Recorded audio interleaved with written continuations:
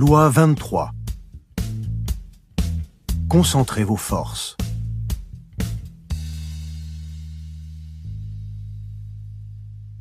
Principe. Économisez vos forces et votre énergie en les gardant concentrées à leur niveau le plus élevé. On gagne plus en exploitant un filon riche et profond qu'en faisant de l'orpaillage. L'intensif l'emporte toujours sur l'extensif. Quand on recherche des sources de pouvoir pour s'élever, il faut se trouver un maître de poids, une laitière bien grasse qui donnera du lait longtemps. Violation de la loi. Au début du VIe siècle avant Jésus-Christ, le royaume chinois de Wu déclara la guerre à ses voisins, les provinces du nord de l'Empire du Milieu. Wu était une puissance grandissante, mais qui ne possédait ni la grande histoire, ni la civilisation raffinée de l'Empire du Milieu.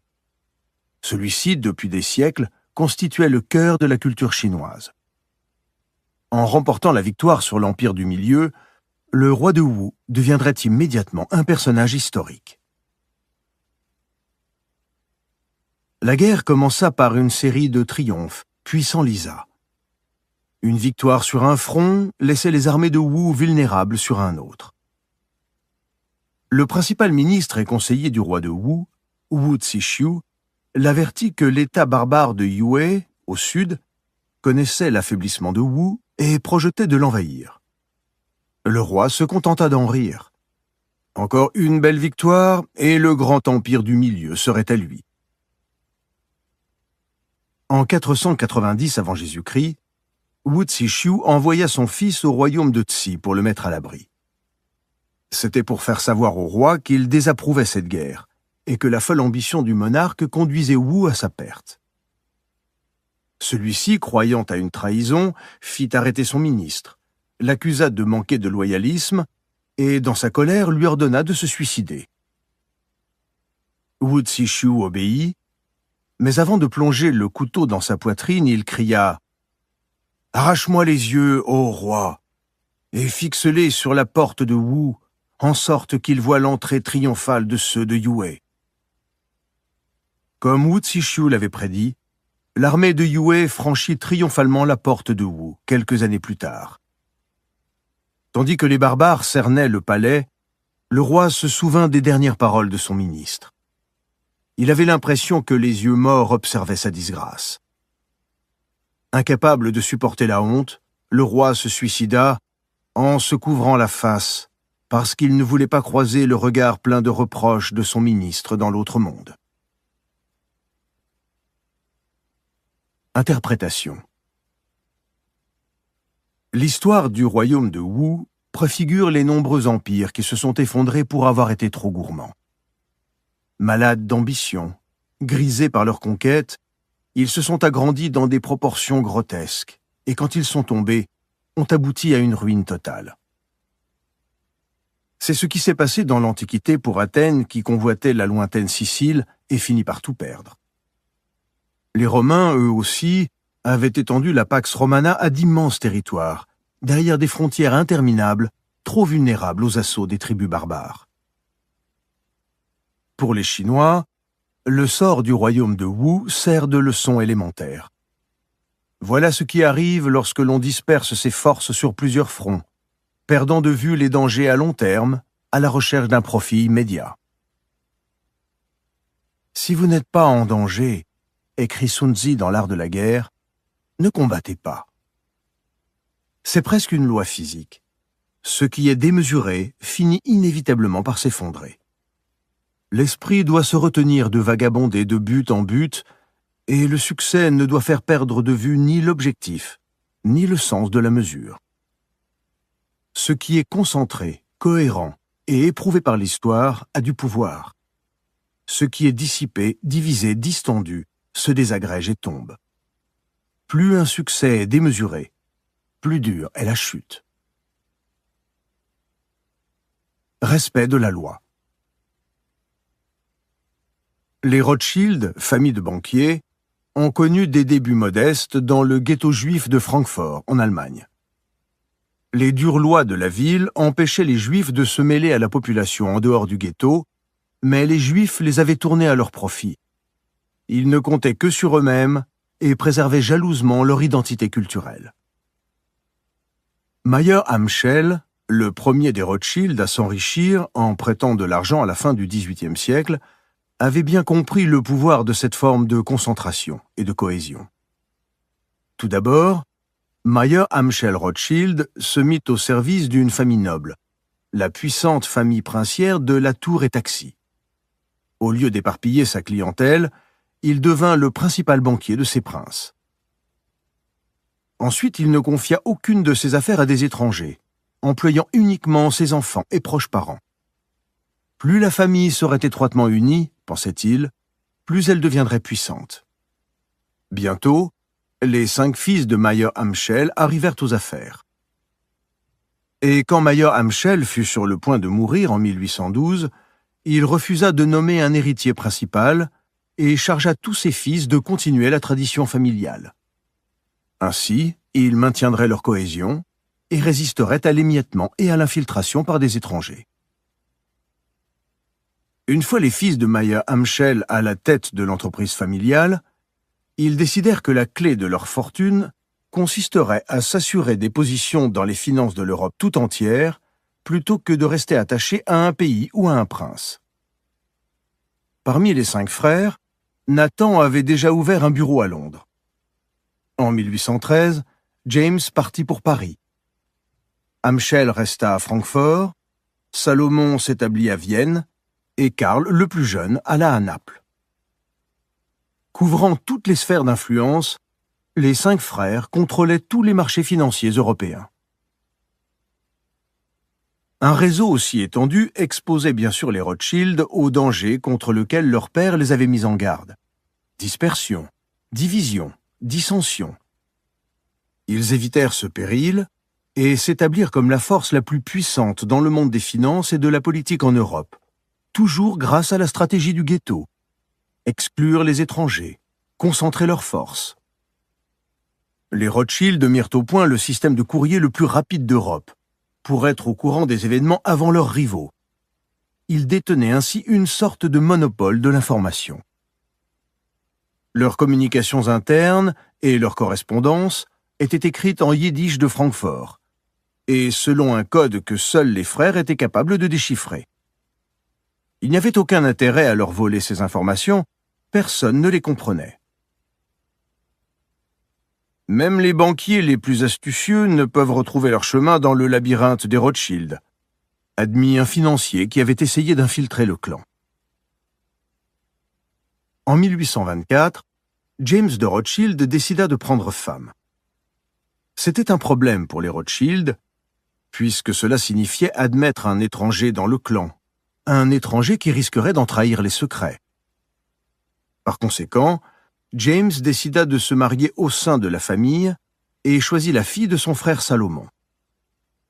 Les frères furent enthousiastes. L'endogamie était une solution parfaite. À partir de là, le choix de James devint la règle dans la famille.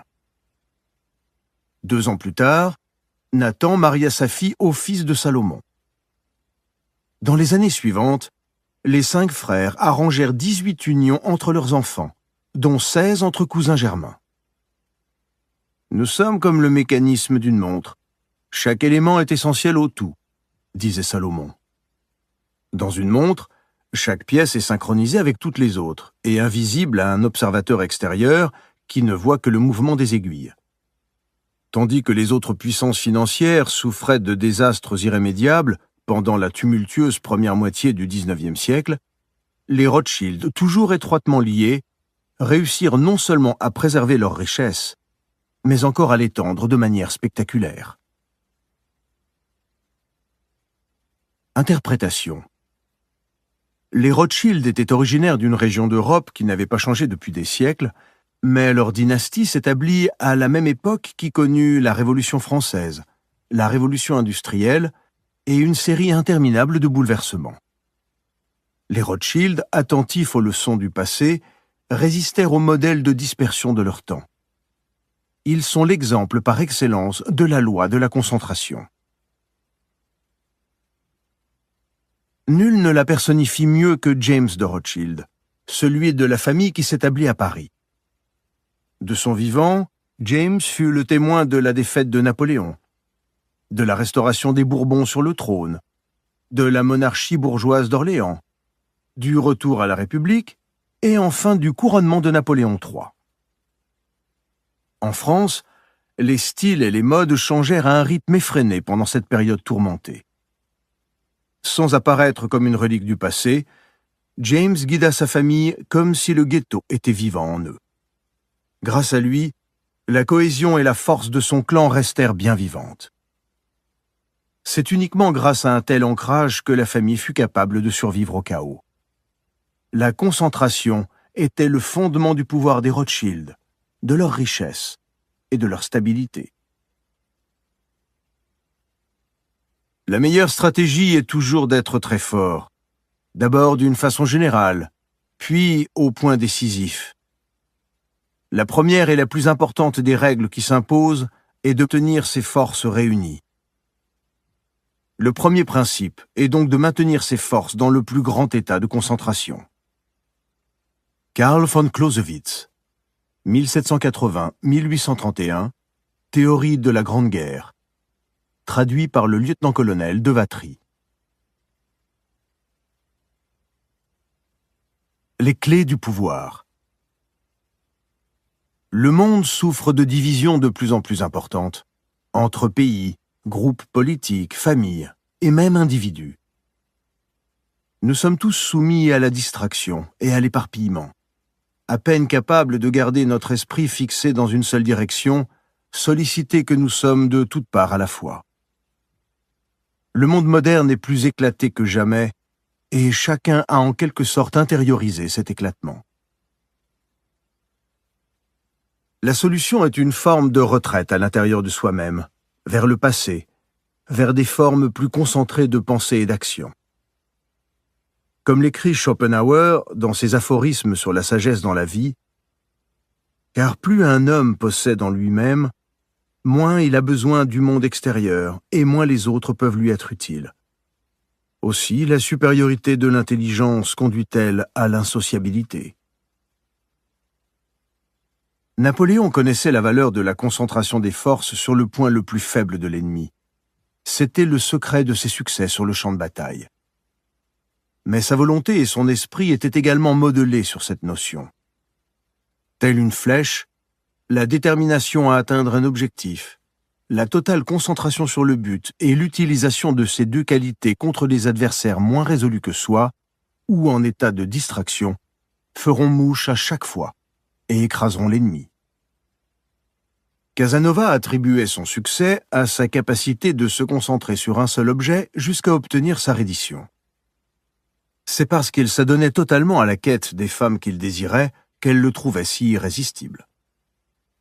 Pendant les semaines ou les mois où l'une d'entre elles vivait dans son orbite, il ne pensait à rien d'autre.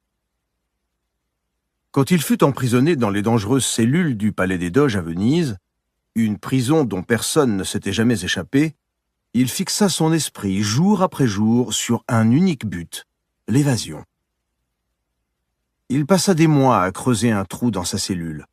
On l'en changea, mais cela ne le découragea pas. Il persista et finit par y arriver.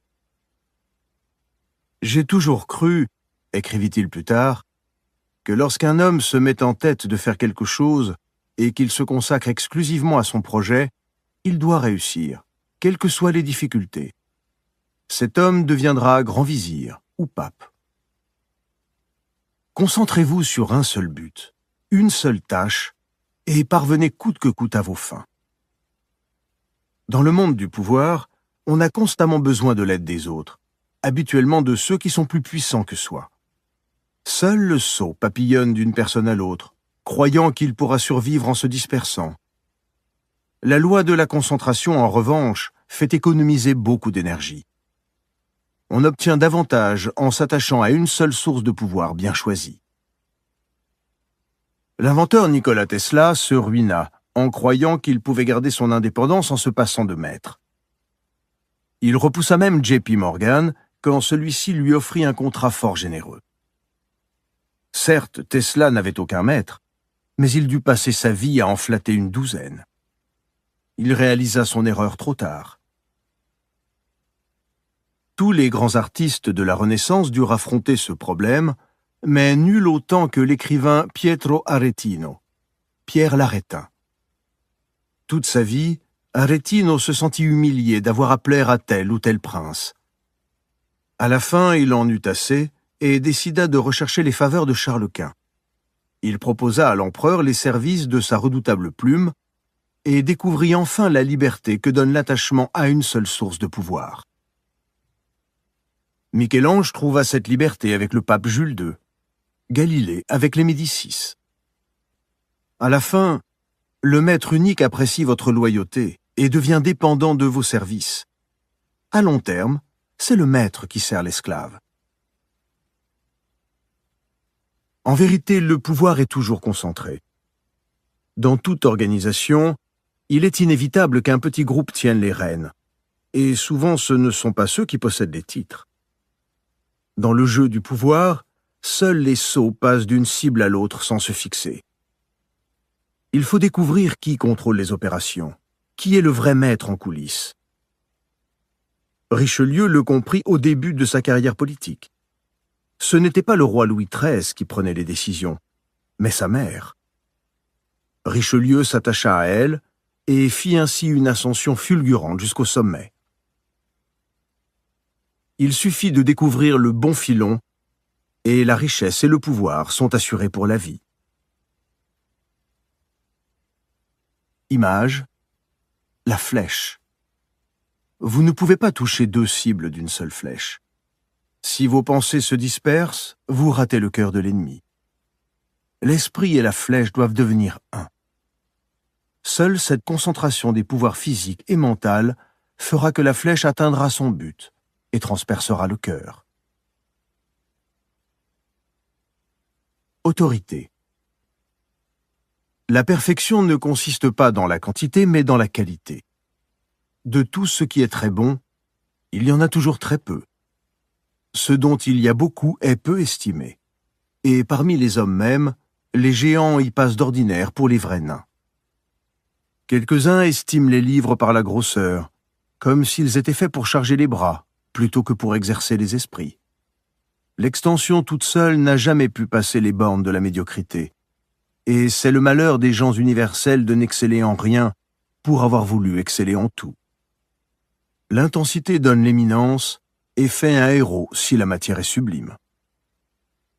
Balthasar Gracian, 1601-1658, l'homme de cour, traduit par Amelot de la Houssaye. A contrario. La concentration comporte néanmoins des risques, et il arrive que la dispersion soit la tactique la plus appropriée. Ainsi, pour disputer aux nationalistes le contrôle de la Chine, Mao Tse-tung et les communistes menèrent une guerre très longue sur plusieurs fronts, utilisant le sabotage et les embuscades comme armes principales. La dispersion convient plutôt au camp le plus faible. C'est l'un des principes fondamentaux de la guérilla. Si vous combattez une armée plus forte que la vôtre, le fait de concentrer vos forces fait de vous une cible facile. Mieux vaut vous dissoudre dans le paysage et tromper votre ennemi par une présence insaisissable. Le fait de s'attacher à une seule source de pouvoir présente un danger important. Si le protecteur meurt, part ou tombe en disgrâce, le protégé en pâtit. C'est ce qui arriva à César Borgia. Il tenait son pouvoir de son père, le pape Alexandre VI, qui lui avait confié ses armées pour combattre et des guerres à faire en son nom. Quand celui-ci mourut subitement, probablement empoisonné, César était condamné. Il ne valait pas grand-chose sans la protection de son père. Il s'était fait trop d'ennemis. Chaque fois que l'on a besoin de protection, il est prudent de se lier à plusieurs sources de pouvoir, particulièrement en période de grands troubles et de bouleversements violents, ou lorsque les ennemis sont nombreux. Plus on sert de patron et de maître, moins on court de risques si l'un d'eux perd son pouvoir. Cette dispersion permet même de les jouer les uns contre les autres. Mais si l'on se concentre sur une seule source de pouvoir, mieux vaut par prudence se préparer au jour où le maître ne sera plus là. Le fait d'être polarisé sur un seul but peut être insupportable, particulièrement dans le domaine des arts. Le peintre de la Renaissance, Paolo Uccello, était tellement obsédé par la perspective que ses tableaux semblent sans vie. Il manque de naturel. Léonard de Vinci, lui, s'intéressait à tout. Architecture, peinture, sculpture, matériel de guerre, mécanique. La polyvalence faisait sa force. Mais de tels génies sont rares, et le reste de l'humanité gagne à opter pour la concentration.